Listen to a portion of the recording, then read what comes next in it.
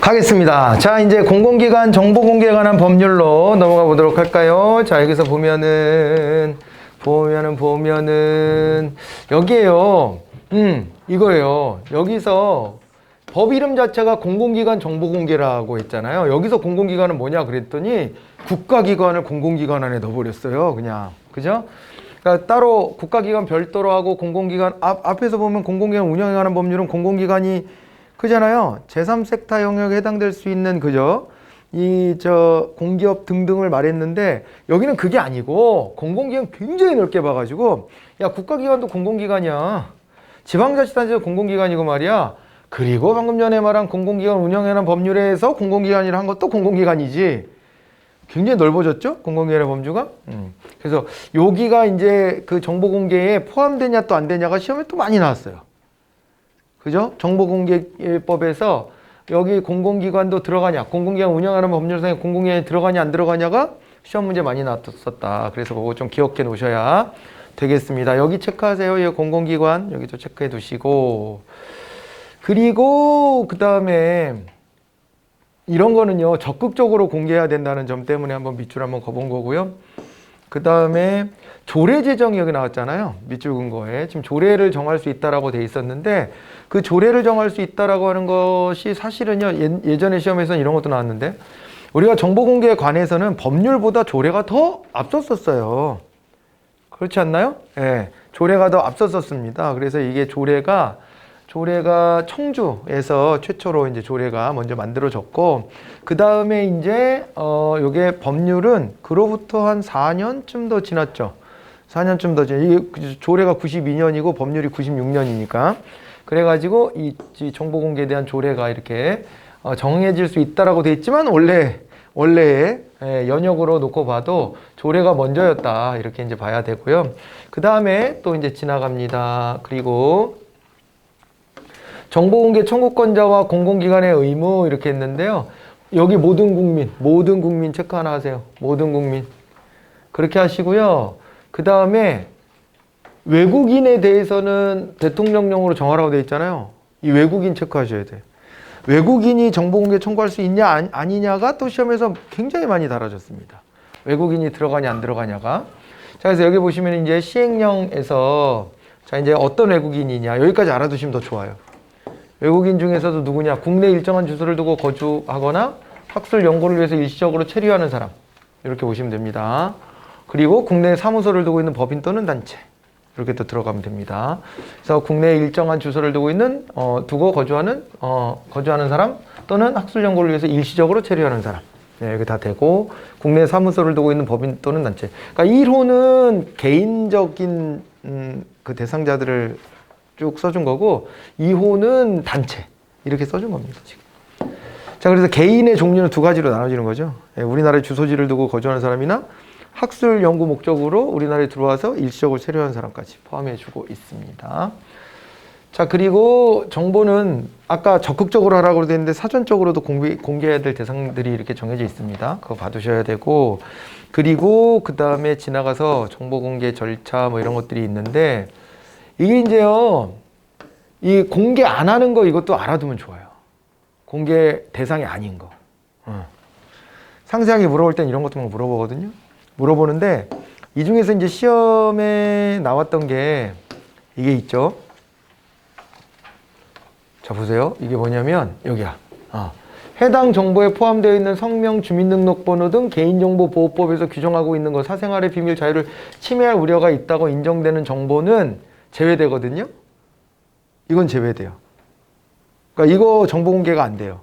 그런데 그럼에도 불구하고 정보 공개가 되는 게 있어 또. 그래서 보니까 공무원의 성명과 직위. 요거는 정보 공개 대상이에요.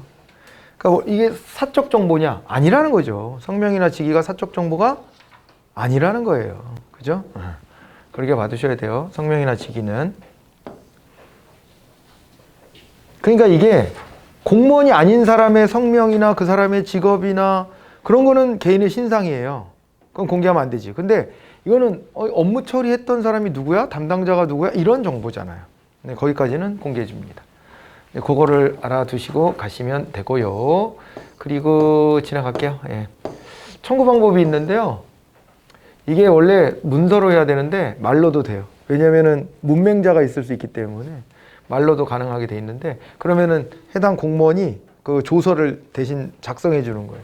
그런 식으로 해가지고 합니다. 그리고 정보 공개 여부의 결정, 요걸 좀 알아두셔야 되는 건 여기 10일 체크하세요. 10일. 이게요, 10일 이내에 공개 여부를 결정해야 되고, 그 다음에 10일간 연장은 돼요. 10 플러스 10이야. 거기 예전에 시험에 나온 적이 있으니까 체크를 꼭 해주세요. 그리고 이거를 10일 안에 공개를 할지 말지 여부를 결정하는 주체가 누구냐면은 정보공개심의예요. 정보공개심의. 그래서 아까 앞에 있었던 거 중에 보면은 정보공개하면 안 돼 라고 묶여져 있는 거 있잖아요. 거기에 해당이 되냐 안 되냐 이런 것들을 또 꼼꼼히 따져보는 겁니다. 정보공개심의회가. 그렇게 봐두시면 되고요. 자, 그 다음에 이것도 밑줄 그어놨죠 제가? 비용 부담? 실비 차원에서 비용을 부담해야 돼요. 무료가 아닙니다. 그걸 알아두셔야 돼요. 알겠죠? 그렇게 되고, 그 다음에 정보 공개 못하겠다 하면은 이의 신청 같은 거 할 수 있는 제도도 가지고 있습니다. 됐지요? 네. 그렇게 되고 뭐 행정 심판, 행정 소송 다 가능하다 뭐 이런 것들도 있고. 아, 이것도 시험에 나온 적은 있어요. 이거요. 제3자의 비공개 요청 있죠. 이것도 나온 적은 있습니다. 그러니까 뭐냐면은 야, 이렇게 공개 청구가 들어왔는데 공개해 주기로 했어 라고 하면은 연관된 사람한테 알려줘야 되거든요. 너랑 관련된 이 정보가 공개되게 됐어 라는 걸 알려줘야 돼. 그리고 그거를 받은 제3자예요. 뭐야, 누군가가 정보 공개를 요청했고 그래서 그걸 정보 공개 해주기로 했는데 나에 관련된 게 들어가 있는 거야, 내가 지금. 그럼 이걸 제3자라고 했는데요. 이 사람도 뭐냐면 이거를 공개하지 말아주라고 요청할 수도 있어요. 방어권이 있는 거죠. 그런 게 여기 나와 있는 것도 한번 읽어보시면 되겠습니다. 그리고 이제 정보공개위원회가 있습니다. 정보공개위원회. 이것은 정보공개심의하고는 좀 이제 구분되는 거예요. 정보공개와 관련된 전반적인 업무를 보는 게 정보공개위원회고요. 그리고 정보공개심의회는 아까 청구가 들어왔을 때 야, 이거는 공개해도 돼? 돼? 안 돼? 이거를 세부적으로 따지는 게 정보공개심의회예요. 그래서 이름을 좀 구분을 해 놓으시고, 정보공개위원회 같은 경우에 여기 보니까 국무총리 소속이래요. 2020년부터 행정안전부 장관 소속에서 국무총리 소속으로 또 바뀌어 있대요. 근데 얘는 시험 많이 안 나오더라고요. 얘는 안 나오고요. 얘도 많이는 안 나와요. 근데 정보공개심의회라는 이름을 아까 열흘이라고 하는 그 기한하고 같이 맞물려서 기억을 해 주시면 좋겠어요. 됐죠? 네. 이렇게 하죠. 요 정도 하고. 자, 그리고 이번에는 자, 네. 아니다, 잘못 눌렀어. 아이씨, 잘못 눌렀고, 잠깐만요. 정보조직법. 네. 자, 이걸로 이제 들어가 보도록 하겠습니다. 정보조직법. 이 법은 국가행정사무의 체계적이고 능률적인 수행을 위해서 국가행정기관의 설치, 조직과 직무 범위의 대강을 정함을 목적으로 한대요. 자, 그래서 요게 바뀔 줄 알았더니 안 바뀌었어요. 그죠? 안 바뀌었어. 그래서 그거는 아마 정치적인 좀 판단이 있었지 않았을까? 다 바꾸고 싶어 하거든요. 사실은 새 정부 출범할 때 당연하잖아요. 대통령부터 야, 나는 이걸 여기를 좀 강화하고 싶어. 뭐 이런 게 있는데 이게 워낙 여소야대 정국이고 또 정치적 논란도 있고 하다 보니까 예, 그냥 유지가 되고 있습니다. 지금은. 그래서 이대로 그냥 보시면 될 것 같고요.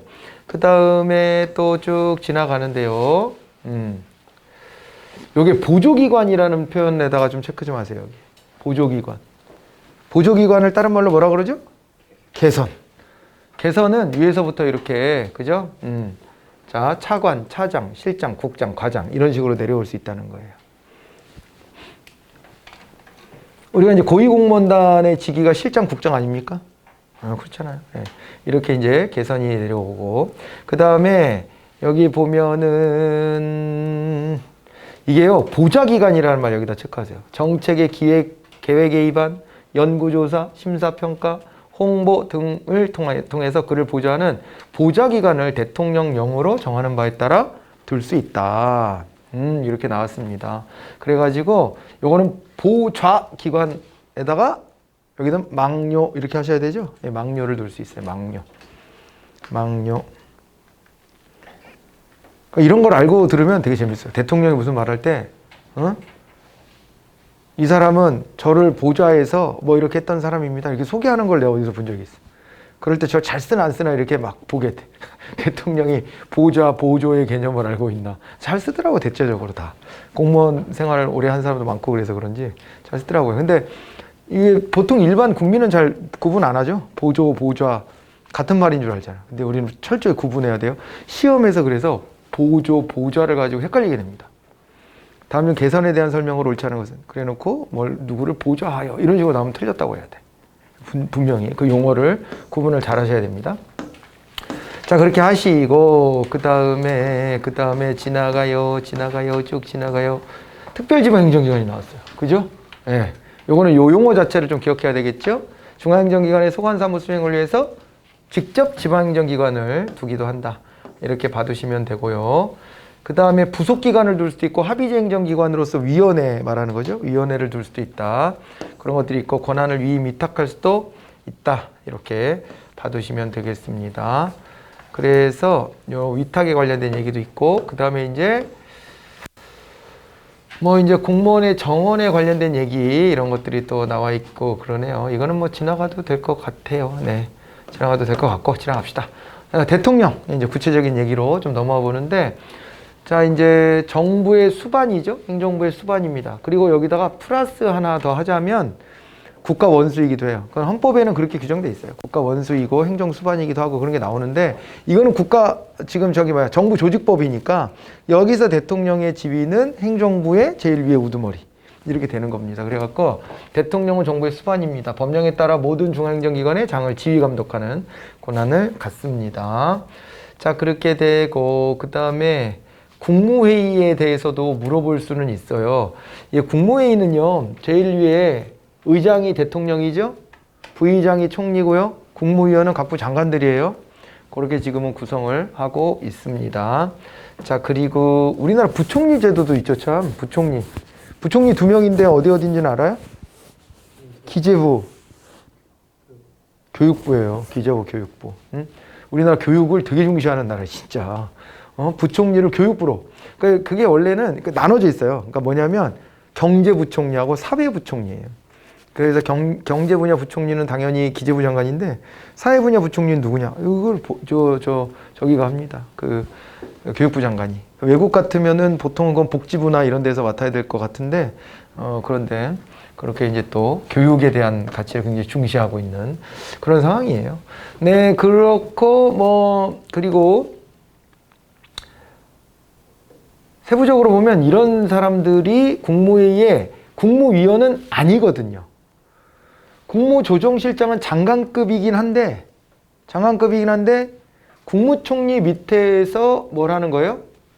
국무조정. 그러니까 국무총리 밑에서 회계 같은 것도 보고 뭐 전체적으로 조직의 통합적인 것도 보고 하는 겁니다. 국무조정실이. 포괄적인 역할을 담당해요. 그래서 사실을 보면 국무조정실은 막료적 기관이죠. 개선이라기보다는. 총리 옆에 막료적 기관이에요. 그런데라 직접 국무위원은 아니거든요. 국무위원은 아닌데 출석할 수 있는 권한이 있어요. 보훈처장도 막료적 성격을 가진 거죠. 그죠? 처잖아요. 처는 막료적 성격을 가진 데가 처예요. 그리고 이제 인사혁신처, 법제처, 식품의약품안전처 이런 데들 다 지금 막료적 기능을 가진 데들이에요. 근데 국무위원들은 다 개선이거든요. 그 밑에 장관이잖아요. 개선인데 여기는 이제 막료적 성격을 가진 데들이 쭉 열거가 되어 있습니다. 이렇게. 자, 그렇게 되어 있고, 뭐 이제 대통령의 막료, 뭐 이렇게 나와 있어요. 쭉 다. 네, 그렇게 되고, 국정원에 대한 얘기도 나와 있습니다. 그죠? 네, 그렇게 되어 있고, 그 다음에 이게 법이 2024년에 시행될 예정이겠더라고요. 국가안전보장에 관련되는 정보 보안 및 범죄 수사에 관한 사무를 담당하기 위해서 대통령 소속 국가정보원을 준다. 지금은 이렇게 되어 있습니다. 그런데 이게 국가안전보장에 관련되는 정보 및 보안에 관련된 사무를 담당하기 위하여 이렇게 되어 있어요. 뭐가 빠진 거예요? 범죄 수사가 빠졌잖아요. 우리가 지금 수사권 조정 가지고 말이 많은 거잖아요. 수사권 조정하느라고. 근데 여기에서 국정원도 이제 범죄 수사 같은 거를 직접 했다. 그죠? 국정원에 끌려가서 취조받고 이런 일들이 있었잖아요. 근데 이제 그런 것들에 대해 가지고 지금 어떻게 한 거예요? 빼버린 거죠. 빼는 거를 추진하고 있는 거예요. 2024년까지. 이렇게 이제 되어 있고, 자, 그리고 지나갑니다. 그건 참고 삼아 그냥 보시면 됩니다. 저건 뭐 시험에 나올 확률이 높아서 한 게 아니고, 네, 그냥 개정 중에 있다. 그거 말씀드린 것 뿐이고요. 국무총리인데, 국무총리는 대통령의 명을 받아서 중앙행정기관의 장을 지휘 감독합니다. 그렇게 되고, 부총리 아까 말했던 거 두 자리가 있고요. 국무조정실에 대한 얘기도 있고, 그리고 이제 국무총리 비서실, 그리고 뭐 그런 얘기들이 있고, 국가보훈처, 인사혁신처, 법제처. 근데 하나 기억해 두야 될 건 국가보훈처장이 장관급이라는 건 기억해 두셔야 돼. 왜 그러냐면은 여기 법으로 보면 뭐라고 되어 있냐면 처장과 차장이 모두 정무직이래요. 넘버1 정무직, 넘버2 정무직. 넘버1과 넘버2가 같은 레벨일 순 없죠? 그래서 여기는 장관, 여기는 차관. 이렇게 되어 있는 겁니다. 자, 그런데 인사혁신처랑 비교해 보실래요? 인사혁신처를 보면은 뭐라고 되어 있어요? 자, 처장은 정무직인데 차장은 고위공무원단에 속하는 일반직 공무원이래요. 여기 밑줄을 내가 왜 안 했지? 밑줄 그으세요, 여기. 여기다가. 이거 인사혁신처가 더 많이 나옵니다. 훨씬 더. 그래서 알아두셔야 돼요. 그래서 이제 처장은 정무직으로 하고 차장은 고위공무원단에 속하는 일반직 공무원으로 보한다. 됐나요? 그래가지고 이 얘기는 뭐냐? 넘버1은 정무직인데 넘버2는 정무직이 아니네? 그러면 넘버1이 차관급이라는 얘기입니다. 이걸 그렇게 해석하는 거예요. 여기는 차관이고 여기는 그 밑에 옛날식으로 따지면 1급. 지금 이제 실장급 공무원인 것이, 그죠? 고위공무원에 속하는 일반직 공무원으로 한다. 이렇게 돼 있는 겁니다. 여기랑 차이가 있어요, 지금. 저기랑, 보훈처랑. 그죠? 그런 차이가 있다는 걸 봐두셔야 돼요. 그래서 법제처도 인사혁신처랑 똑같이 돼 있어. 그죠? 똑같이 돼 있잖아요. 식품의약품안전처는 여기도 똑같이 돼 있잖아요. 그러니까 국가보훈처만, 원래 처장은 차관급이에요, 그냥. 근데 국가보훈처장을 노무현 정부랑 문재인 정부에서 상당히 격상시켰어. 아마 그 공격이 싫었겠지. 니네 간첩이냐? 이런 얘기하는 거. 지겨웠겠지. 그래갖고, 아니야, 우리 6.25 때 이렇게 참전하고 그런 분들, 유공자분들, 우리는 더 많이 예우할 거야. 이런 취지로 장관급으로 격상을 해놓은 격이라고 보시면 돼요. 그래서 거기만 좀 예외죠. 행정각부가 이렇게 쭉 나왔습니다. 행정각부가 쭉 나왔고, 그리고 이제, 여기가 복수차관제인데 이게 가끔 나온 적이 있어요. 여기다가 이것도 하나가 좀 추가가 됐잖아요, 지금. 그죠?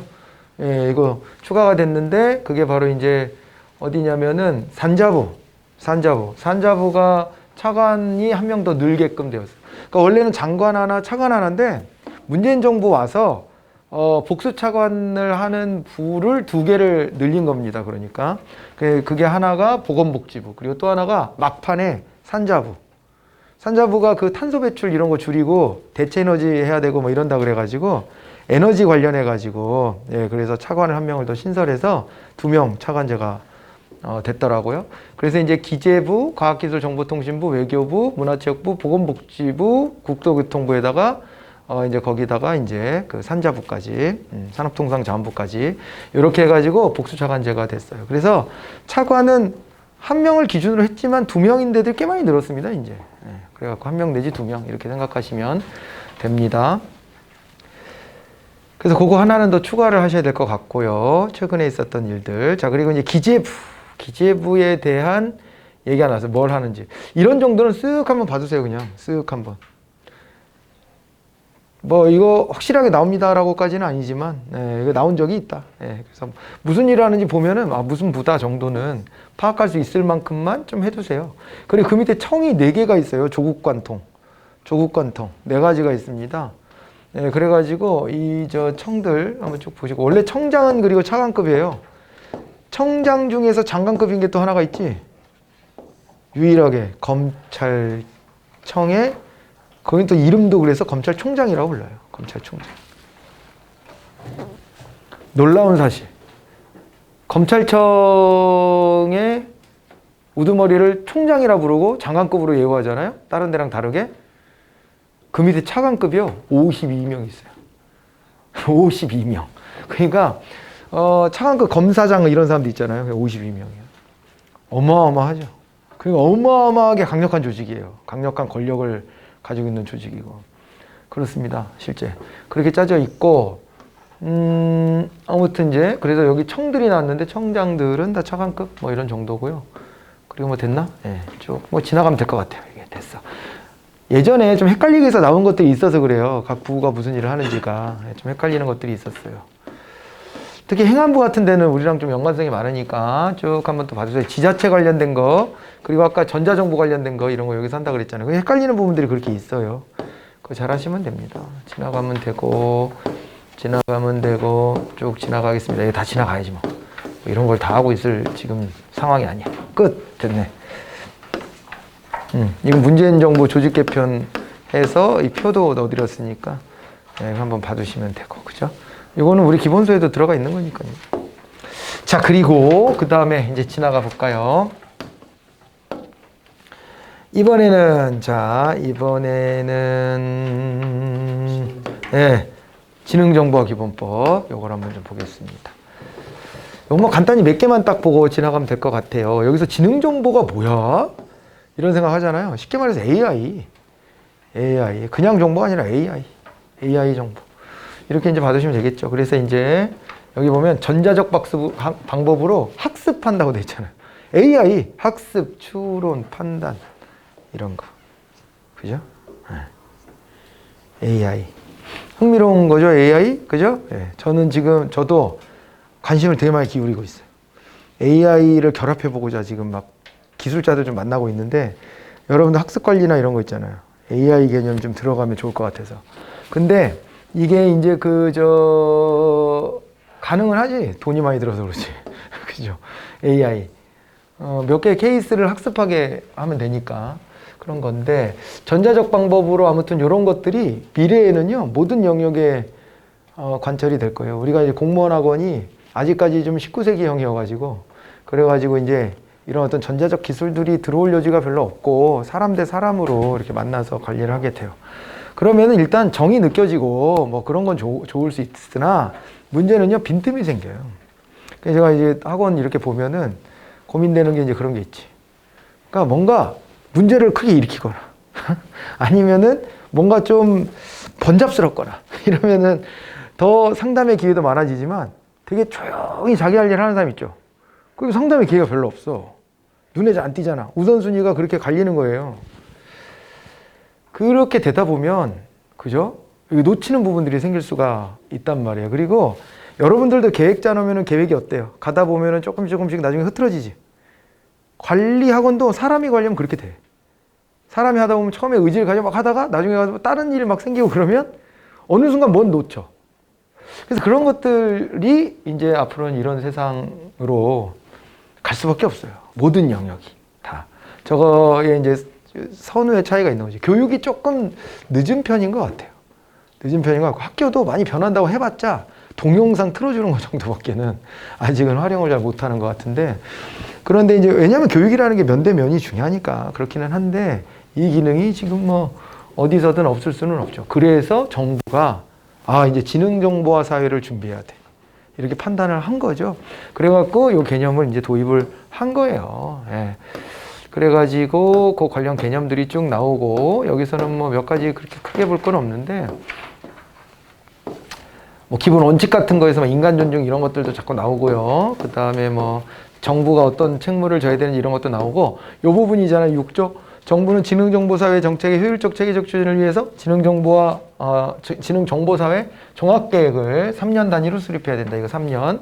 그리고 누가 한다고요? 종합계획은 과학기술정보통신부 장관이 관계 중앙행정기관의 장 및 지방자치단체 장의 의견을 들어서 수립을 합니다.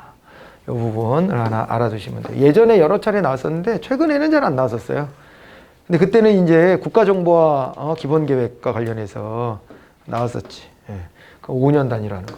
자, 그리고 여기 지능정보화 책임관. 이게 정보화 책임관에 대해서도 여러 번 물어본 적이 있어요. 이것도 최근 몇 년 사이는 안 나왔지만, 예, 전에 자주 나왔던 개념이에요. 그것도 앞에다가 지능이라는 말을 붙여서 지능정보화 책임관. 그래서 이게요, 되게 고위직이에요. 이 자리가요. 그래서 자기 기관의 기관장하고 독대할 수 있는 자리로 만들어 놓은 거예요, 이게. 예. 그래야 돼. 왜냐하면 장관이 돼도 잘 모를 수 있어요, 저런 영역을. 저를 어떻게 접목할 수 있는지 고민을 못 해봤을 수 있잖아요. 그런 부분들을 접목하게끔 옆에서 거들어주는 역할을 합니다. 됐죠? 네. 그렇게 보시고, 그 다음에 지나가 봅니다. 이제 뭐 그런 정도가 좀 중요하고요. 나머지는 그냥 쭉쭉 지나가도 될 것 같은데. 왜 그러냐면 나머지가 이게 너무 당연한 얘기들을 많이 해놨어요. 큰 진한 글씨 중심으로 한번 쭉 그냥 읽어보시면 돼. 아, 그래 맞지, 이렇게 해야지, 맞아 이렇게 돼. 그냥 보면 그렇지, 당연한 걸 확인했네, 그렇지, 이런 방향으로 가자, 이렇게 이제 생각이 들 거예요. 이 중에서 제가 아까 우리 모의고사에서 냈던 것이 바로 뭐였냐면은, 어디 갔어? 뭐였냐면은 중독 관련된 거 어디 갔어? 있을 텐데 어딘가? 있어, 밑에 있어? 밑에 있어. 아무튼 있어. 그 중에 하나 낸 거예요, 그냥. 예, 그렇게 받으시면 됩니다. 아시겠죠? 여기인가 보다. 여기 있다. 51조에. 그죠? 지능정보 수업에서 과의존의 예방 및 해소 계획도 수립을 해야 된다. 이렇게 받으시면 됩니다. 자, 이렇게 해가지고 요거 마무리 할까요? 요 정도 몇 개만 딱 집어 보고요. 빨리빨리 넘어갑니다, 우리. 그리고 그 다음에 갑니다. 네. 이제 공무원 임용령으로 가야 되겠네. 4단원 갑니다, 이제. 4단원 갑니다. 인사행정론으로 이제 넘어갑니다. 인사행정론. 여기도 우리나라 제도 관련된 게 많이 나오겠죠. 네, 많이 나와요. 공무원 임용령. 이거 임용령까지 가가지고 봐야 되냐? 봐야 됩니다, 이게. 임용령이면 이거 부령 같은 개념인데, 이것까지를 좀 봐야 돼요. 여기서 시험 많이 나와요. 여기에 관련된 내용 많아요. 보다 보면. 그죠? 자, 이게 보면 이 영에서 사용하는 용어의 뜻은 다음과 같다. 임용이란 그런 거 나왔어요. 임용이란, 이것도 모의고사 해설을 하면서 제가 넣어드리기도 하고 그랬는데, 그죠? 기본 이론하고 문제풀이 할 때도 여러 번씩 도식해서 말씀드렸던 거, 그죠? 임용의 종류에 이런 것들이 있어요. 여기 지금 보면은 여기 파견까지는, 근데 임용에서 아니다. 여기 자르자. 신규 채용 같은 거, 그죠? 신규 채용은 요거는 외부 임용이죠. 내부 임용에서 승진 임용은 이거는 수직 이동이죠. 수직 이동인데 전직, 전보, 겸임, 파견 여기까지는 수평 이동이죠. 그런데다가 강임은 하강 이동이네. 그죠? 휴직이 또 들어갔어요. 휴직은 이것도 그냥 수평 이동 정도로 늘려면 늘 수는 있겠지. 그죠? 그냥 잠깐 멈췄다가 다시 하는 거니까. 직위해제, 정직, 강등 등등 이런 것까지 다 넣어놨어. 예. 그래가지고 이런 걸 임용이라고 한다. 임용에 보니까 해임, 파면까지 다 들어가. 징계 중에서도 그 사람의 공무원 신분을 유지하지 못하게 하는 거거나, 그죠? 계급을 낮추거나 하는 것들이 다 있으니까. 자, 이제 이런 표현들이 있고요. 그 다음에, 지나가겠습니다. 나머지는 지나가고. 일반직 공무원의 직급표가 이렇게 나와 있어요. 그죠? 직급표가 나와 있는데, 요게 이제 직급이라고 하는 게 뭐죠? 직급이라고 하는 것은 같은 직렬 내에서 하는 일의 난이도나 책임도 곤란도가 비슷한 거. 그걸 직급이라고 하는 거잖아요. 그래가지고 이게 직급과 관련해서 이렇게 쭉 있죠, 지금. 우리 기본서에도 제가 넣어놨던 거라서 참고 삼아 보시면 됩니다, 그냥. 네. 그래서 여러분들이 행정직렬로 가는 거잖아요, 지금. 행정직렬. 일로 가면은 이 안에서도 일반 행정직렬, 이런 게 있고, 그리고 이제 그 안에서 보면 여러분들이 일로 들어가면은 이제 이렇게 되는 거죠. 행정서기보. 이렇게 들어가는 거죠. 그냥 서기보 그러면 이건 등급. 등급. 어디 갔어 또. 아이씨. 내가 뭘 건드리는 거지? 자꾸. 이건가? 그래, 여기 있겠다. 이거다. 그래서 여기요. 이렇게 들어가는 거예요, 여러분들이. 그죠? 근데 그냥 서기보 그럼 뭐예요? 그냥 서기보 그건 등급. 근데 행정서기보 그러면 일반 행정직렬에서 지금 서기보를 하는구나. 그래서 직렬 안에서 행정서기보 이렇게 해가지고 여기 행정이란 말이 앞에 붙으면 이거는 직급이 되는 거예요. 그죠? 그래서 여기 보면 다 서기보야. 다 서기보인데 거기에 직렬별로 이렇게 이름들이 다 다르게 붙죠, 앞에. 그죠? 그렇게까지 하면 직급 이렇게 되는 겁니다.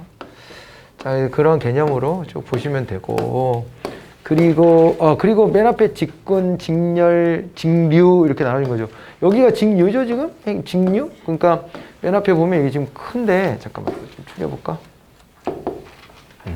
여기 보시면은 행정직군 나왔죠? 행정직군 안에서 행정직렬. 행정직렬이고 일반 행정직류 이렇게 되는 거죠. 일반 행정직류. 요 안에 보면 직류들이 이렇게 또 나눠집니다. 그죠? 직류. 이렇게 나눠지고, 이거는 수직적으로 나눌 때 이렇게 되는 거고, 그 다음에 여기는 이제 이게 계급도 나와 있지만 이제 직급까지 이렇게 해서 쭉 표현을 해주고 있는 것이고, 그렇습니다. 그리고 됐죠? 그리고 넘어가 볼까요? 쭉 가보죠. 쭉 표가 크네. 표가 커. 많이 커. 예, 그렇게 해서 쭉 나와 있습니다. 그래서 이걸 다 넣어드리진 않았지만 요게 지금 여기 공무원 임용령에 있는 표예요. 저렇게 나와 있고, 그 다음에 이제 뭐 일반직 우정직군 뭐 직급표 이런 것도 나왔는데 뭐 그건 우정직이야. 뭐 우리가 특별히 그것만 떼어서 볼 필요까지는 없고, 이제 요거 갑니다. 자, 여기 제3조의 이 임기제 공무원에 대한 얘기가 나왔어요. 임기제 공무원. 임기제 공무원. 임기제 공무원이다 그러면은 일반 임기제 공무원, 전문 임기제 공무원 나눠져 있죠. 그죠? 그리고 시간 선택제 임기제 공무원, 한시 임기제 공무원. 이렇게 해서 구분이 돼 있어요. 네 가지가. 그죠? 예. 이렇게 돼 있는데 일반 임기제 공무원은 직제 등 법령에 규정된 경력직 공무원의 정원에 해당하는 직위에 임용되는 임기제 공무원. 여기 경력직 공무원에도 밑줄 그어드렸는데 경력직 공무원이다 그러면은 뭐예요? 일반직하고 특정직. 그죠? 예, 거기에 해당되는 거겠죠? 그래서 여기 이제 일반 임기제 공무원 이렇게 되어 있습니다. 그러니까 주로는 일반직에 임용되는 임기제 공무원인가 보다. 이렇게 생각하시면 될 것 같고, 여기는 이제 특정 분야에 대한 전문 지식이나 기술 등이 요구되면 전문 임기제 공무원으로 따로 떼어서 이렇게 보기도 합니다. 시간 선택제는 우리가 이제 저 신축적 근무제도에서 그죠? 예. 거기에서 이제 보는 거죠. 그래서 그 안에서 보면은 신축적인 근무제도에서 시간 선택제도 있고 탄력 근무도 있고 그 다음에 또 원격 근무도 있고 그렇게 됐었는데, 그 중에 하나로 이 시간 선택제가 있는데 이 안에도 임기제 공무원이 같이 결합돼 들어갈 수가 있습니다. 근데 시간 선택제 자체가 15에서 35시간으로 주당 근무 시간이 좀 이제 축소되어 있는 거잖아요. 그게 적용되는데 또 임기제까지 적용되는 공무원 이렇게 받으시면 되고, 한시 임기제 공무원이 있습니다. 예, 이거는 어떤 거냐면은요, 이거 병가, 특별휴가 뭐 이런 거 있잖아요. 예? 그 휴직한 공무원 뭐 이런 사람들이 있어요. 그래서 그리고 또 여기 뭐 시간 선택제로 전환한 공무원 뭐 이런 것 때문에 지금 이제 이런 것 때문에 빈자리가 생긴단 말이에요. 빈틈이. 그럴 때 그걸 메꿔주기 위한 임기제 공무원이 한시 임기제 공무원입니다. 그래서 임기제 공무원의 종류가 이렇게 네 가지가 있구나라고 봐두시고, 한시 임기제 공무원은 1년 6개월 이내의 기간 동안 임용되는 공무원이에요. 얘도 시험에 나왔어요. 그대로 나온 적 있습니다. 네, 그렇게 알아두셔야 되고, 지나갑니다. 시간 선택제 채용 공무원의 임용 이렇게 되어 있는데 이 시간 때문에 다시 한번 체크했어요. 앞에서 잠깐 언급됐었지만 15시간 이상 35시간 이하 범위. 그래서 예전에 시험 문제에서 이거 속이려고 여기를 45시간 뭐 이런 식으로 해놓는데 그거는 안 돼요. 근로기준법 위반입니다. 그래서 주당 40시간을 대놓고 초과하는 것은 안 되고, 여기 이제 15시간 35시간. 여러분 우리가 주 52시간제라고 이렇게 표현하잖아요. 그거는요 좀 설명이 필요한 대목인데 주당 40시간제예요. 정확하게는. 그리고 초과 근무가 12시간이 가능해서 그것까지 합치면 52시간이라고 하는 거지, 정상으로는 주 40시간제 이렇게 보셔야 되고, 공무원도 거기에 예외가 될 수는 없어요. 그거는 이제 국가의 법률로 그렇게 정해놓은 거라, 근로기준법에서 정해놔서 그거를 위배할 수는 없고요. 당연히 그 시간 이내에서 하는 건데 이렇게 이제 더 줄여서 하는 거를 따로 제도를 만들어 두고 있는 것입니다. 더 늘려서 하는 거는 심각한 문제가 되지만 줄여서 서로 계약을 맺으면 그거는 문제 없어요. 그잖아요. 뭐 알바생도 잠깐씩 가서 일하는 알바도 있잖아요. 전일제로 안 가고. 다 가능하고요. 자, 그리고 이제 외국인과 복수 국적자도 임용이 가능해요. 그 임용이 아예 안 되는 게 아닙니다. 근데 안 되는 분야가 있어요. 보안, 안보 이런 데는 가면 안 되지. 첩자가 들어올 수도 있으니까. 이제 그런 거를 빼고 가능하다는 거 정도를 봐두시면 되고요.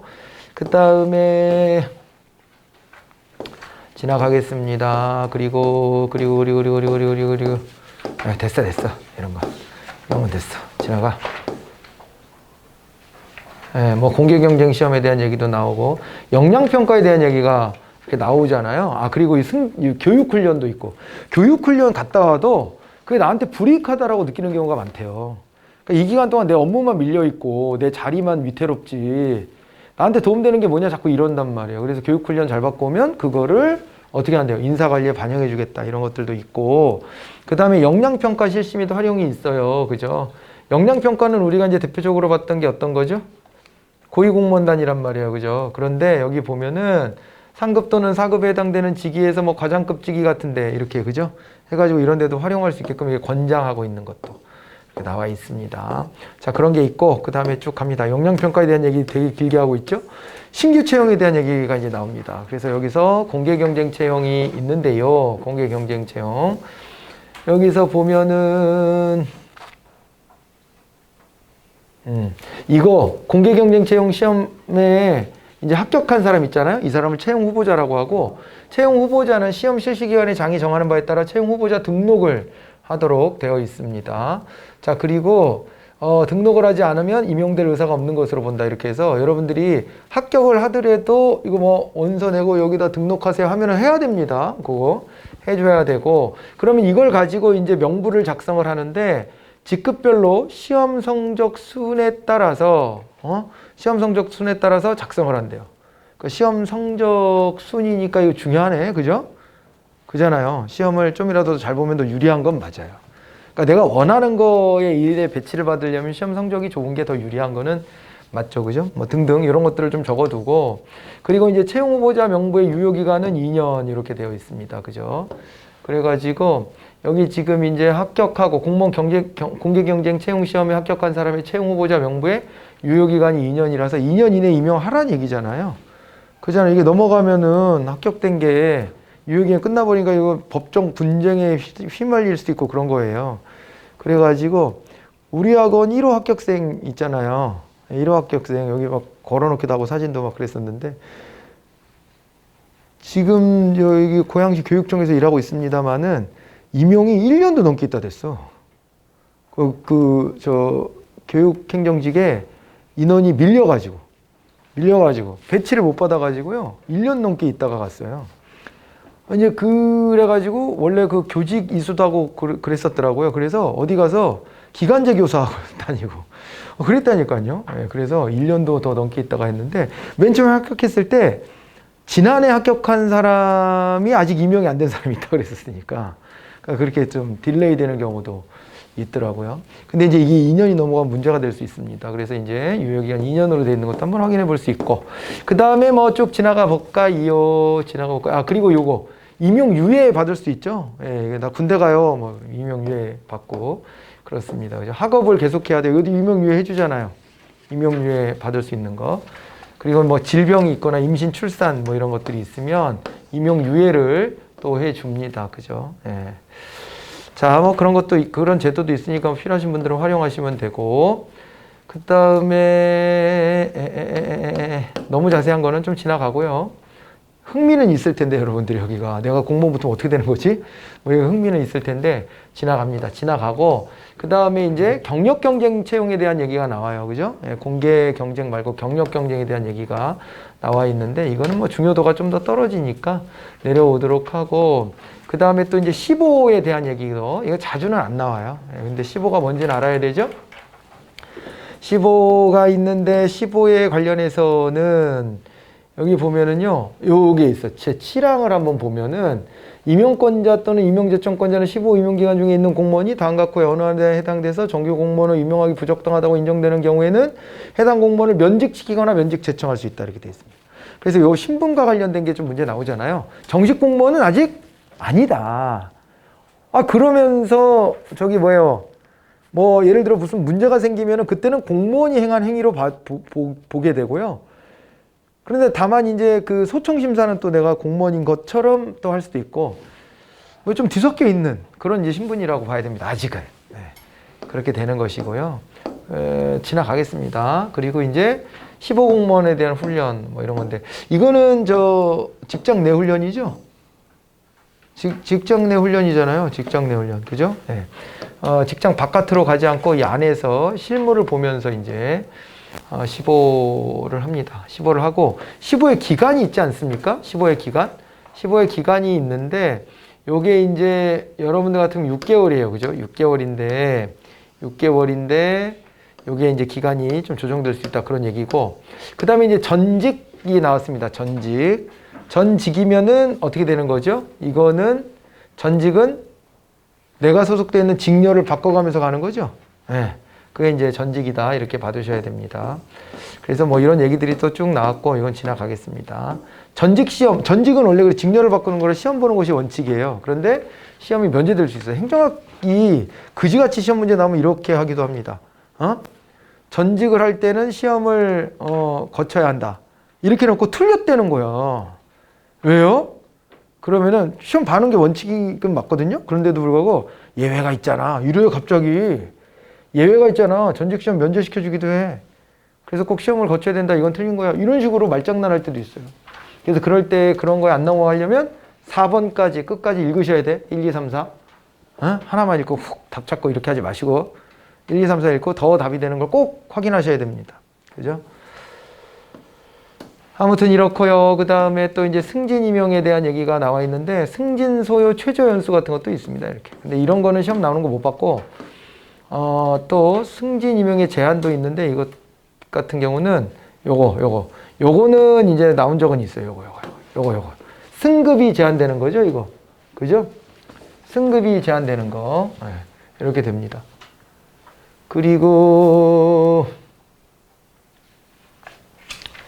요게 이제 지나지 않으면 지금 저기가 안 된다는 거잖아. 승진이 안 된다는 거잖아요. 이때 승급이 제한되니까 승진도 당연히 막히는 거예요. 승급이 안 되니까 승진도 막히지. 그래서 이렇게 되어 있는데 이 봐봐요, 이게. 다음 각호의 어느 안에 해당하는 사유로 인한 징계 처분. 그죠? 이런 징계를 받았어. 그러면 승진을 못 해. 그런데 승진이 못 하는 경우가 이렇게 승급이 제한된 경우 말고도 뭐가 나와요? 지금 보니까 소극행정을 했다. 이런 것도 들어가서 소극행정. 그리고 음주운전. 측정 불응도 포함한대. 그러니까 왜 술 깨고 가서 측정하려고 도망가는 경우 있잖아요. 옛날에 경찰 그죠? 경찰인데 이걸 알고 도망가서 숨었잖아. 근데 그렇게 하는 경우도 이제 확실한 증거는 없으니까 음주운전이다 특정은 못 하더라도 이런 거 이제 이렇게. 그죠? 안 받아줘요, 법원에서도. 심지어 그 사람이 술자리에서 같이 있었다는 거를 증거 자료로 내도 안 받아줘, 법원이. 왜냐하면 과잉 처분이 될 수 있으니까. 그러니까 도망가는 거야, 일단. 도망가는데 이런 짓을 하면 안 돼, 애지당초부터. 공무원은 특히 큰일 나, 신세 조져. 그래서 이런 거 걸리면 뭐라 그랬어요? 공무원이십니까? 이거 먼저 물어봐. 공무원 통보하게 돼 있거든. 통보해줘. 그래서 이렇게 되고, 그 다음에 뭐 성폭력, 성희롱, 성매매에 따른 징계 처분, 이런 경우에는 각각 6개월을 더한 기간, 이렇게 또 해놓고 있어요. 그죠? 네. 이래가지고, 요것이 지나지 않은 경우, 이렇게 되어 있습니다. 그래가지고 상당히 공무원은 이런 거에 굉장히 엄격하다. 국민의 눈높이가 그렇게까지 가 있기 때문에 그래요. 그래서 요 기간이 나온 적은 있어요. 우리가 그러니까 징계 사유랑 그 내용은 철저히 공부해야 되잖아요. 철저히 공부하는데 플러스 한다면 요 기간까지 좀 플러스 하면은 더 좋습니다. 플러스해서 기억해 놓으시고 제가 기본 이론 할 때 그렇게 해서 다 말씀을 드렸을 거예요. 그 4급 공무원과 6급 이하 공무원으로의 승진 임용 그랬습니다. 여기 보니까 5급 공무원과 6급 이하 공무원을 승진 임용하려면 해당 기관의 승진 후보자 명부에 높은 순위에 있는 사람부터 차례로 임용하려는 결혼수에 대해서 별표 5의 범위에 해당하는 사람을 심사 대상으로 해서 법 40조에 뭐 어쩌고저쩌고 해서 보통승진심사위원회의 승진심사를 거쳐 임용하도록 한다. 이렇게 되어 있습니다. 그리고 소속 장관은 제1항에 따라 7급 이하 공무원을 승진 임용하려는 경우에는 필기시험 또는 실기시험을 실시할 수 있다. 이렇게 되어 있습니다. 할 수 있다라고 한 것은 할 수도 있고 안 할 수도 있다는 얘기입니다. 그렇게 해가지고 봐두시면 됩니다. 그래서 5급 공무원으로 임용하거나 혹은 7급 이하 공무원을 승진 임용하려고 한다. 이렇게 할 때 그때는 이런 이제 시험제도 같은 것도 거칠 수 있다. 특히 5급 공무원으로의 승진 임용이다. 그렇게 했을 때 6급을 5급으로 갈 때는 원래 시험 보는 게 원칙이에요. 그죠? 네. 승진 시험이라고 나왔잖아요. 그죠? 아니면은 근데 꼭 이것만 이 문제가 그 나왔던 문제잖아요. 기출문제. 승진 시험을 거쳐야 되지만 또는이 있어. 또는 보통 승진심사위원회 심사를 거쳐 임용할 수가 있거든요. 그렇기 때문에 이게 꼭 승진시험을 봐야 되는 건 아니라는 점, 이런 것들도 봐두시되 승진시험을 보는 거를 원칙으로 했었죠. 자, 그렇게 봐두시고 그 다음에 지나갑니다. 특진이 있죠? 특별 승진 임용. 어쩔 때 특진하냐 뭐 이런 얘기들이 이렇게 나와 있어요. 그죠? 뭐 포상 받고 뭐 하고 이런 건데 지나가겠습니다. 이것도. 대우공무원 이런 것도 볼 필요 없어요. 근속승진. 근속승진은 가만히 있어도 승진하는 거야? 그잖아. 근데 이렇게 하면은 언제 승진하는 거야, 이거? 그잖아. 예, 그렇게 되어 있는데, 그냥 참고로 그냥 지나가셔도 되고요. 겸임 및 파견도 있습니다. 겸임이라는 것이 있어요. 겸임도 시험 문제 나온 적이 딱 한 번 있는데, 이게 보면 임용권자 또는 임용제청권자는 다음 각국의 언어에 해당하는 경우에 겸임을 하게 할 수 있다. 이렇게 해가지고 겸임에 대한 얘기도 있었고요. 파견은 여러 번 다뤄졌어요. 수평 임용에서. 그래서 이 파견이라는 것도 나왔고, 파견은 원소속이 안 바뀐다는 것을 꼭 알아두셔야 돼요. 근데 이게 크게 중요하다, 그게 자주 나오는 게 아니어서 제가 밑줄을 다 안 거는 거예요. 안 거는 건데, 여기에 이제 자기 원소속을 두고 가는 게 파견이다라는 것을 꼭 알아두시면 됩니다.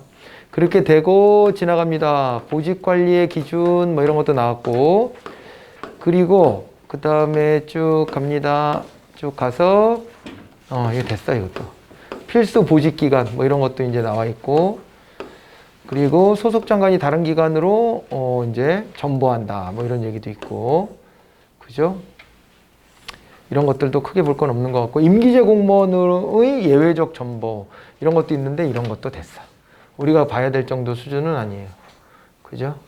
됐어. 쭉 지나가. 쭉 지나갑니다. 이런 건 쭉 지나가고, 그리고 여기 이제 자, 이제 쭉 넘어가서요. 휴직에 대한 얘기가 나와 있어요. 그죠? 예. 휴직에 대한 얘기가 나와 있고, 육아휴직에 대한 얘기가 있고, 시간선택제 근무의 전환 같은 것도 있습니다. 이건 이제 시간선택제 전환 공무원이잖아요. 예, 그거에 대한 얘기가 나왔고, 그 다음에 이게 이제 휴직자가 있을 때 시간선택제 임기제 공무원이나 한시 임기제 공무원을 채용하게끔 되어 있는 제도, 그런 게 나와 있네요. 그런 정도로 보시고요. 그 다음에 이제 신분보장이 있습니다. 자, 이제 공무원을 강임할 때는 바로 하위 계급의 직에 임용해라. 강임하는데 2단계 밑으로 내리거나 하지 말라는 얘기죠. 1단계 밑으로 내려간다. 이렇게 이제 받으시면 되겠고, 그 다음에 여기 보니까 직위해제 대상 비위 행위에 대한 얘기도 나왔어요. 그죠? 근데 이것도 그냥 한번 쭉 지나가시면 됩니다. 그래서 여기에 나와 있는 얘기들은 지금 보면은요, 끝이죠. 예, 여기에 나와 있는 얘기들은 이게요, 되게 지금 막 좀 뭐야 이러고 머리가 복잡해졌죠. 복잡해졌을 텐데 시험 문제에서 가끔씩 여기 구석구석에서 떼다가 시험 문제를 낼 때가 있어요. 그럼 이제 우리가 시험 볼 때 되게 당황스럽지. 너무 세부적인 부령까지 갖고 와가지고 그걸 시험 문제 내는구나 할 때가 있어요. 있는데 아까 제가 언급해드린 정도 있잖아요. 그런 정도는 시험에 다뤄진 적이 있는 애들입니다. 근데 그렇다고 이게 되게 자주 나오냐? 그렇진 않아요. 그래가지고 좀 짜증이 나지만 그래도 한번 이렇게 몇 가지만 좀 찍고 가보자. 그런 취지였던 것으로 봐주시면 되겠습니다. 조금 익숙한 법으로 좀 가보죠, 이제. 네, 익숙해야지 사람이 좀 힘이 드는데 그렇네요. 그죠? 네, 공직자윤리법으로 가면은 많이 익숙할 수 있어요, 이제. 이걸로 가봅니다. 공부를 할 때, 공부가 재밌을 수 있는 것은 내가 알면 재밌어요. 알면 재밌어, 진짜. 아는 내용을 들여다보는 건 그 만족감이 있습니다. 그래서 공무원 임용령 같이 저렇게 너무 디테일한 것들을 보면 막 짜증나다가 공직자윤리법을 보면 그러면서 이제 흐뭇해지는 이런 기분? 늘 느끼는 게 수험생의 인생입니다. 그죠? 다른 거를 할 수는 없잖아, 우리가.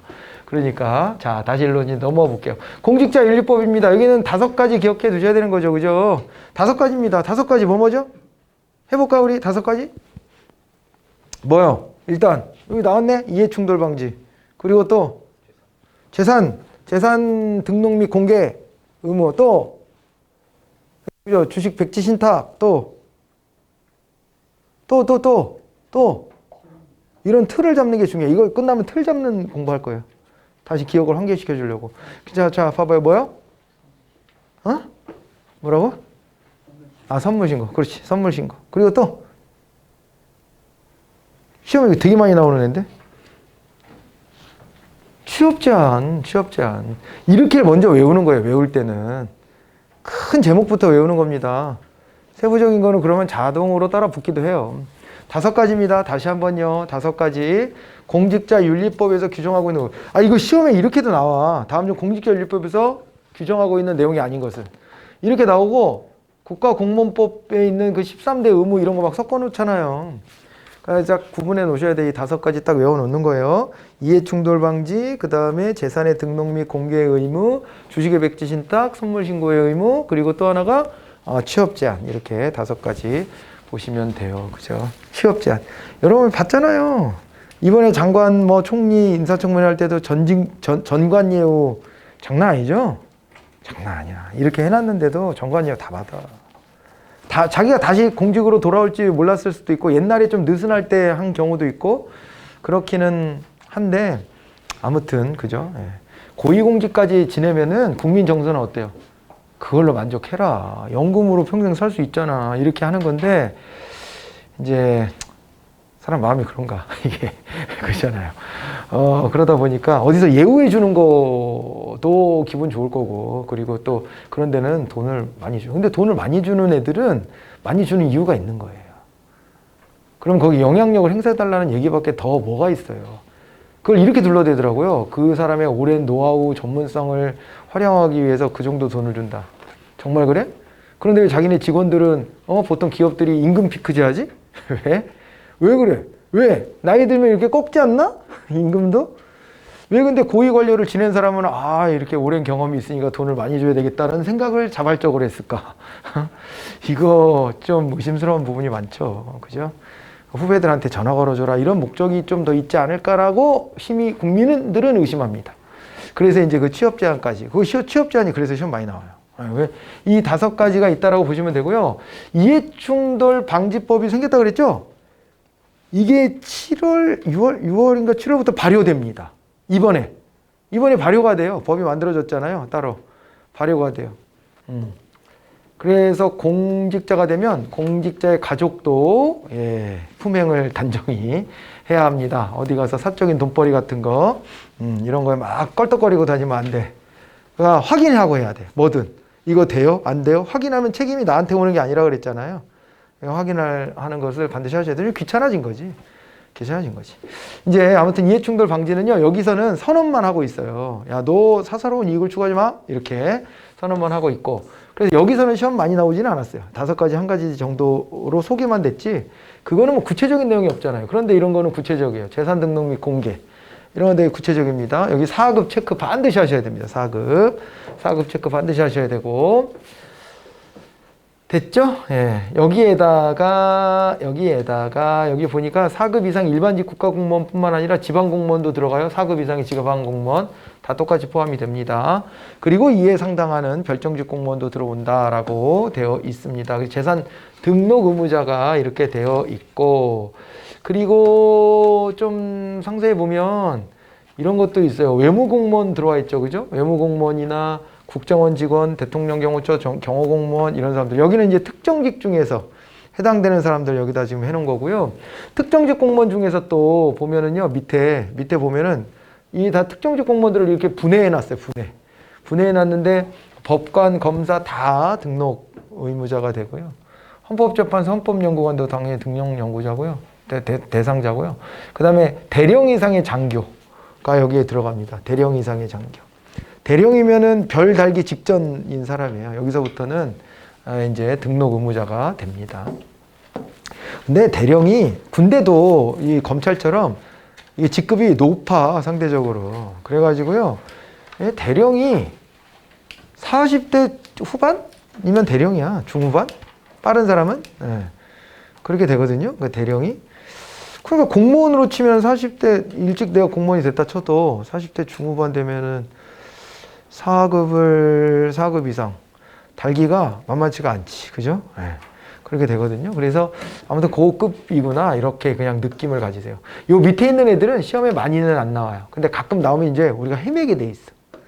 그래서 얘는 반드시 기억하고요. 4급 이상. 저거는 뭐 필수적으로 알아야 되고 나머지는 거기에 준해서 이렇게 명시하고 있구나 이렇게 알아두시면 되고요. 요건 제가 왜 밑줄 그어놨을까요? 신규에서 들어왔겠죠? LH 사태 때문에 LH. 하루 이틀 얘기였겠어? 하루 이틀 얘기였겠냐고. 근데 국민들은요, 그 사건이, 이게 봐봐요. 이게 문제가 있다?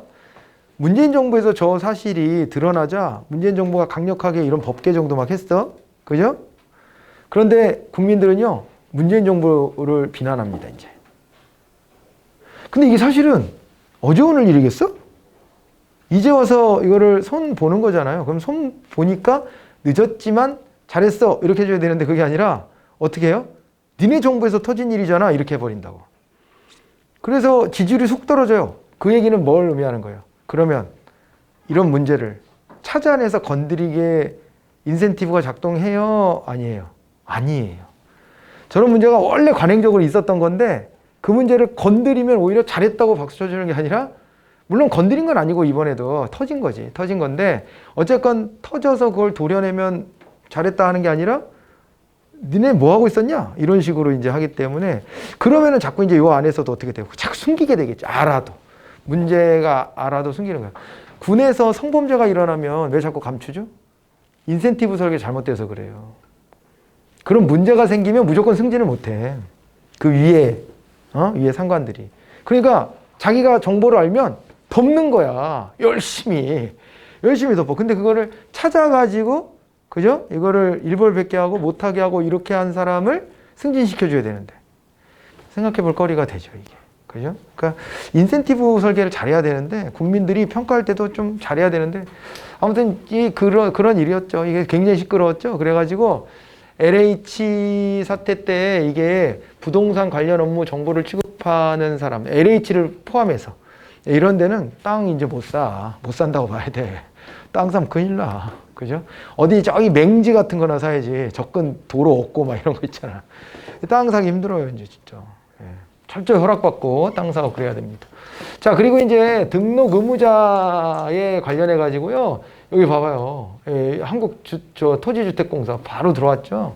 예, 이런 게 딱 들어왔고 새만금 개발공사 뭐 이런 데들이 다 들어와 있고요.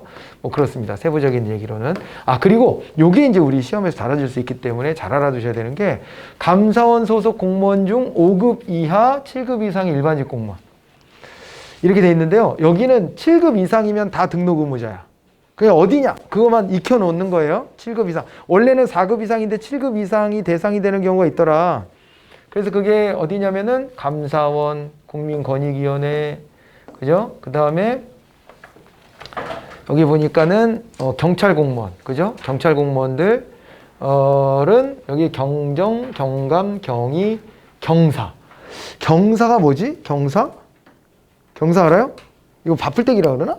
뭐라 그러지? 4개. 경사가. 순경이 2개야. 순경이 2개인데 2번 승진하면 돼. 그러면 경사야. 근데 경사부터는 경사 중에서는 일부는 파출소장으로 와요. 파출소장. 그 정도 급 되는 거예요, 이게. 그렇게 생각하면 돼. 물론 그거는 이제 파출소장은 자치경찰 공무원 중에서 되겠지, 이제는요. 파출소는. 아무튼 간에 이제 그런 정도가 되고, 그리고 그 다음에 소방공무원도 여기 쭉 있고, 근데 다 외울 필요 없어요. 특히 밑줄 그어놓은 거 이거 중심으로 봐야 됩니다.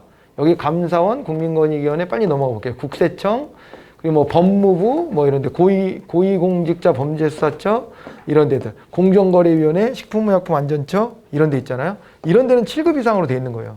그러니까 뭐, 이제 대민 업무를 보고 있는, 부서들이라고 할 수 있거든요. 그래서 뭐 허가내주고, 단속하고, 이런 데들 있잖아요. 이런 데가 돈 많이 받고 그러잖아요. 아까 그래서 사실은 경찰, 소방도 그런 차원에서 들어와 있는 거예요. 경찰, 소방도. 경찰, 소방도 맨날 이거 단속하고 다니거든. 이거 스프링클러 잘 돼 있나 안 돼 있나 이거 할 때 돈 받고 옛날에 그런 게 많아요. 그러니까 이제 그런 거 관리하는 겁니다. 그리고 그 다음에 지나갑니다. 쭉 지나가서 요게 이제 건축, 토목, 환경, 식품위생 이것도 다 그죠? 대민 업무 아까 말씀드렸던 그거고 그 다음에요. 부동산 유관부서는요. 보실래요? 여기는 5급 이하 일반직 공무원이라고 되어 있죠. 봐봐요. 다른 데는 5급 이하 7급 이상의 일반직 공무원이 되어 있어요. 왜 이런 표현이 있냐면 아까 4급 이상은 다 이미 뭐예요? 재산 등록 의무자죠. 그래서 별도로 대통령령을 통해서 5급 이상 7급 5급 이하 7급 이상 이렇게 놓으면 합쳤을 때 7급 이상은 다 재산 등록해 라고 한 얘기야, 이게. 원래 4급 이상은 당연히 하는 거니까. 그래서 여기 몇 개 쭉 열거하고 니네는 7급 이상이면 해라 이렇게 한 건데 여기는요 11의 2 여기는 뭐라고 되어 있냐면요 5급 이하 일반직 공무원 이렇게 되어 있거든. 그게 무슨 얘기예요? 전체 다라는 거예요. 전체 다. 9급 이상. 전체 다. 모든 공무원이라는 거예요. 그러니까 여러분들이 국가직 붙어야 나는 국토교통부에 배치받았습니다.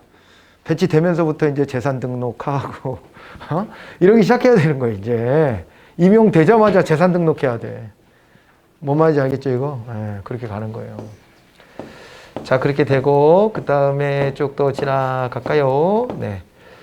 그 LH 사태 때문에 저런 일들이 벌어졌어요. 아예 시상식 아예 9급 이상 모든 공무원 다 재산 등록 시켜버릴까? 이러고서 민주당에서 고민했었는데 인사혁신처에 제 지인이 있다고 그랬잖아요. 물어봤더니 실효성이 너무 없대. 업무만 많아지고 다 들여다보기도 어렵고 너무 인원이 많으니까 실효성이 없다고 자기네가 이제 검토해 봤을 때는. 그게 이제 받아들여져서 야 그건 좀 에바고 저기 국토교통부 있는 애들이나 전부 다 하라 그래. 거기가 개발 사업 계획을 알고 있으니까. 그잖아요. 그거 알면은 뭐 돈 버는 건 그냥 앉아서 땅 짓고 헤엄치기 아니야? 그렇게 되잖아요. 여기 먼저 땅 사나 이렇게 하고 정부가 사기 신도시를 발표하겠습니다 이러고 발표하면은 뭐 대박 터지는 거야 이제. 그죠? LH 직원 몇 명이 그 짓 하다가 걸린 거잖아요. 그게 조직의 먹칠하고 말이야. 원래 평가도 되게 잘 받는 공기업인데 완전 똥칠을 했죠. 자, 그리고 이제 넘어갑니다. 네, 넘어가고 등록 대상 재산은 본인하고요. 이건 이제 시험에 나왔어요. 본인, 배우자 당연히 들어가요. 그리고 본인의 직계 존속이면 부모입니다. 조금만 하고 이제 마무리할게요, 그냥. 네. 본인의 직계 존속, 부모, 직계 비속, 자녀 이렇게 되거든요. 그런데 혼인한 직계 비속인 여성은 빼. 외가 쪽 빼고. 그러니까 이게 뭐냐면은 우리나라 재산 관계가 문화적인 건데 남자 집안 중심으로 이렇게 자기네 집안 재산이라고 하는 인식이 있잖아요. 그렇게 형성되기 때문에 이게 이제 혼인한 직계 비속인 여성을 빼는 거예요. 딸이 시집 갔으면 저쪽 집안의 재산에 편입된 거라고 보는 인식이 들어와 있죠. 자, 이제 요런 게 특징적입니다. 요거 밑줄 긋은 거 꼭 알아두셔야 돼요. 꼭 알아두셔야 된다.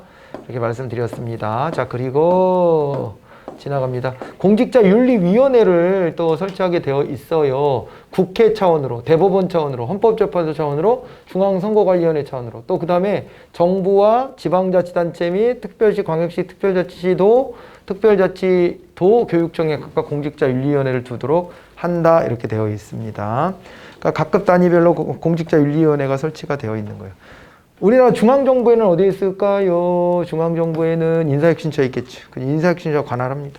그렇게 해가지고 설치가 되고요. 그리고 여기 한번 볼까요? 이런 거. 공직자윤리위원회 위원장과 부위원장 각각 한 명 포함 13명의 위원으로 구성한다. 이런 얘기들이 있는데 그냥 한번 쭉 따라가시면 될 것 같고. 그리고요.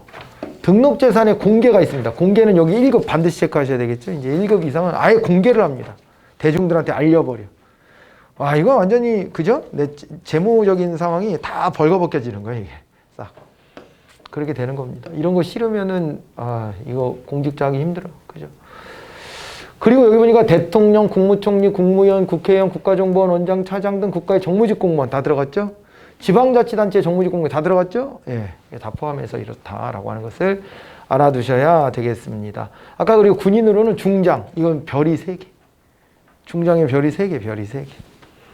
별이 3개 이상이면 아예 공개 대상 이렇게 되어 있습니다. 예, 그 차이들이 좀 있고요. 그리고 지나갑니다. 쭉 다 지나가서 주식의 매각 또는 신탁이 있습니다. 그래가지고 주식의 매각 또는 신탁인데 이 공개 대상자 등을 대상으로 하는 거예요. 이거는 주식 공개 대상자를 대상으로 합니다. 여기 보면은요. 이게 다시요. 등록 의무자 중 공개 대상자와 기획재정부 및 금융위원회 소속 공무원 중 대통령으로 정하는 사람. 이 사람들이 공개 대상자, 재산 공개 대상자. 이 사람들을 대상으로 해서 보유한 주식의 총 가액이 1,000만 원 이상 5천만 원 이하인데 요거 다음에 보면 대통령령 제가 넣어놨죠. 대통령령 넣어놨을 때 3천만 원으로 되는 거 나올 텐데 있어 어디? 네, 넣었는데 이렇게 길어 왜? 여기 있다. 그죠? 3천만 원. 3천만 원. 대통령령으로. 그래서 1,000만 원에서 5천만 원 사이에서 정하라 그랬는데 3천만 원 정해놨어. 그래서 3천만 원이 넘는 주식에 대해서는 말이에요. 어떻게 하라는 거예요? 예, 그거는 그 주식은 해당 주식을 매각하거나 그죠? 신탁 또는 투자 신탁을 해야 돼요. 신탁한다는 걸 맡겨놓으면 대신 팔아준다 이렇게 얘기했죠. 이 부분 알아두세요. 그래서 그 3천만 원 체크를 좀 해두시기 바랍니다. 1,000만 원에서 5천만 원 그것도 체크해 두세요. 법에서는 그렇게 돼 있으니까 그 표현도 알아두시고 실제로 3천만 원으로 정해놨다 이렇게 봐두시면 됩니다. 근데 이게 직무 관련성이 좀 있다고 판단돼야 돼요. 그 부분도 판단을 해보겠죠. 자, 그런데 누가 대상이라고요? 공개 의무자, 재산 공개 의무자만 대상이에요. 공개 의무자가 되기 전에는 저런 것까지 걱정하실 필요는 없어요. 주식 투자하면 내가 뭐 신탁해야 되나 이런 걱정하실 필요는 없고. 그리고 이제 선물 신고가 나왔는데요. 선물 신고. 이거도 즉시 보세요. 지체 없이 소속기관 단체 장에게 신고 선물을 인도해라 이렇게 되어 있는데 여기서도 요거 시행령 요 액수 기준을 알아두셔야 돼요. 체크하세요. 미국 카페 $100 이상 국내 시가로 10만 원 이상인 선물 이렇게 대상이 되어 있습니다. 그 다음에 이제 퇴직공직자의 취업 제한이 나왔는데 이건 진짜 별표입니다. 3년간 이거 반드시 알아두셔야 돼요. 3년간인데 내가 퇴직하기 전 5년까지 거슬러 올라가서 그 직무와 관련된 분야로 취업을 못하는 겁니다. 전관예우 막으려고 이렇게 하는데 그냥 자꾸 이제 뚫고 나가서 한다니까 어떻게든 그죠? 어떻게든 막 하고 그러는데 비밀의 숲인가? 그 드라마 있어요. 검경 수사권 조정 관련된 걸 다뤘다 그래서 제가 뒤늦게 좀 봤는데 보다 보니까 거기서 이런 게 나와요. 재벌 기업에서 뭐 전관 예우 먹힐 만한 애들 좀 모아봐 이런 장면이 나와. 모아봐 그러는데 모았는데 공식적으로 임용이 안 되는 거야. 그래가지고 뭐 이렇게 약간 이렇게 편법 쓰고 이런 게 나오더라고요. 공개할 수 있는 사람과 공개할 수 없는 사람을 구분하고 막 이런 장면들이 나와요. 암암리에 돈 받고 하는 사람들이 있다는 얘기겠지. 그걸 취재해서 그 드라마로 만들었겠지. 자, 이제 그렇습니다. 그래서 이거 3년, 5년 기준을 꼭 알아두셔야 되고요. 비위면직자랑 좀 비교해 보세요. 비위면직자. 비위면직자는 있잖아요. 5년, 5년이에요. 비위면직자는 5년간 취업을 못해요. 5년간. 이게 지금 3년, 5년인데 비위면직자면 5년. 이 법하고 관련 없는데 내가 비위로 돈 받고 잘렸어. 그러면 그쪽으로 5년간 못 간다고. 왜냐면 돈 주는 애가 그런 약속도 할 수 있잖아. 만약에 걸려서 잘리면 와 내가 받아줄게 이럴 수 있잖아. 내가 받아줄게 이런 약속까지 돼 있으면 어떡해. 5년간 못 가게. 5년이면 그 기업이 망했을지 어쨌을지 모르는 오랜 기간이니까. 네. 그리고 이 사람도 영향력이 이제 없어. 5년 지나면. 그렇게까지 해놓고 있기도 해요. 근데 여기는 공직자윤리법상으로는 그냥 3년. 근데 아무나 이런 게 아닙니다. 여기도 이제 보셔야 되는 게 이게 재산 공개 의무자거든요. 어디 들어가 있냐? 이게 대상자가요. 재산 공개 의무자예요. 제가 밑줄을 그어놨을 텐데 여기다. 없어? 취업 제한인데 재산 이게 공개 의무자거든요. 공개 의무자. 저 등록 의무자 참. 등록 의무자입니다. 아무튼 이거 대상이 어디 있을 텐데 찾으신 분 있어?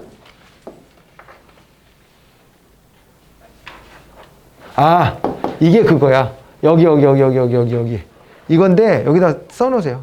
이게 등록 의무자입니다. 등록 의무자. 등록 의무자를 제3조 제1항 1호부터 12호까지에 이렇게 돼 있는 거예요. 등록 의무자. 등록 의무자를 대상으로 하는 거예요, 이게. 알겠죠? 그렇게 봐두셔야 돼요. 아무나 또 취업 제한 걸리고 그런 건 아니에요. 여러분들이 이제 4급 이상 공무원으로 승진했다. 혹은 여러분들이 또 아까 그 대민 업무를 하는 데면 7급 이상. 이렇게 됐다. 그럴 때 해당이 된다. 이렇게 봐두시면 됩니다. 나머지는 뭐 쭉 지나가도 될 것 같죠? 네. 그리고 이거 이제 이렇게 취업 제한 여부를 확인하고 승인을 받고 취업할 수는 있어요. 이제 그런 것들 때문에 사적인 어떤 그 직업 선택의 자유를 완전히 제한하는 건 아닙니다. 그리고 이런 거 하면 안 된다는 거예요. 취업 청탁 같은 것들 못하게 돼 있고요. 그죠? 네. 못하게 돼 있고 그 다음에 취업자 해임 요구도 있습니다. 이게 무슨 얘기냐면 가지 말아야 될 때 가 있는 사람이 있으면요 이거 해임해 주라고 요청할 수 있어요. 이거 보실래요? 관할 공직자윤리위원회가 다음 각호의 어느 하나에 해당하는 경우에는 국가기관의 장 또는 지방자치단체 장에게 그러니까 그 대상자가 원래 소속돼 있던 곳에 장이 있죠. 이 사람한테 공직자윤리위원회가 니네 조직 출신 누가 취업 제한 그거 위반하고 가 있더라 알려줘야 돼. 알려줘. 그러면서 거기다가 취업 해제 조치를 하세요. 이렇게 해야 돼요. 요청해야 돼요. 그러면은 요청받은 국가기관의 장 또는 지방자치단체 장은 해당인이 취업하고 있는 취업심사 대상기관의 장에게 해당인의 해임을 요구하게 돼 있어요. 단계적으로. 요거 사실은 좀 하나 알아두세요. 그렇게 해서 마무리를 하겠습니다. 네. 이렇게 해서 지금 이제 많이 왔죠? 많이 왔는데 다음 시간에 이거 빨리 마무리를 하고 그 다음에 그 맵을 좀 같이 한번 좀 봐야 될 것 같아요. 맵은 더 빠르게 하겠습니다. 더 빠르게 큰 틀에서 어떻게 해야 될지를 하고요. 그렇게 해서 정리를 좀 해 나가도록 하고 그 맵을 할 때 키워드를 좀 말씀을 드릴게요. 여기서는 키워드를 이걸로 잡으세요. 이걸로 잡으세요. 이렇게 해서 키워드까지 해서 막판 정리를 좀 해보도록 하죠. 그렇게 해서 좀 마무리를 짓고 우리 이제 그리고 그런 거 해드리기로 했지. 연표 같은 거 쭉 보고 이제 그렇게 하면은 다 시간은 채워질 것 같아요. 그렇게 할 것 같고 그 암기 확인 있잖아요. 암기 확인은 암기 확인은 이 절반 나눠야 될 것 같은데 주 단위로 그죠? 주 단위로 나눠야 될 것 같은데 제가 금요일 이렇게 다음 주에 합시다. 다음 주 이 수업 끝나고서부터 제가 한 분씩 모셔다가 확인할 텐데 그 암기 테스트 파트 1 있죠? 파트 1에 어디까지를 하냐면 조직론까지 외워오세요. 조직론. 알겠죠? 조직론. 그리고 오늘 이 법령한 거, 그 내용도 복습해 오세요. 알겠죠? 그래서 체크하라고 한 거, 외우라고 한 거 있죠? 네, 그거. 탈락하면 또 부릅니다. 또 불러가지고 될 때까지 할 거예요. 괴롭힐 거예요. 네. 그러니까는 다음 주 화요일 이 시간 일주일 드립니다. 일주일 동안 절반이에요, 절반. 네. 조직론까지 외워오셔야 돼요. 그 다음에는 나머지 하면 될 것 같아요. 한 주. 그렇게 하면은 좀 여러분들도 여러분들 시간 그 다음 주에 좀 확보할 수 있겠죠? 네, 그래서 한 주 그렇게 좀 잡아서 다 체크해 드릴 테니까는요. 네. 혹시 제가 누구 안 찾아갔다 그러면 빨리 찾아오세요. 저 보이면. 저 확인받고 싶어요. 이렇게 오면 우선순위 드릴 테니까 그렇게 진행을 하겠습니다. 고생하셨고 마무리 짓겠습니다. 수고하셨습니다. 네. 네.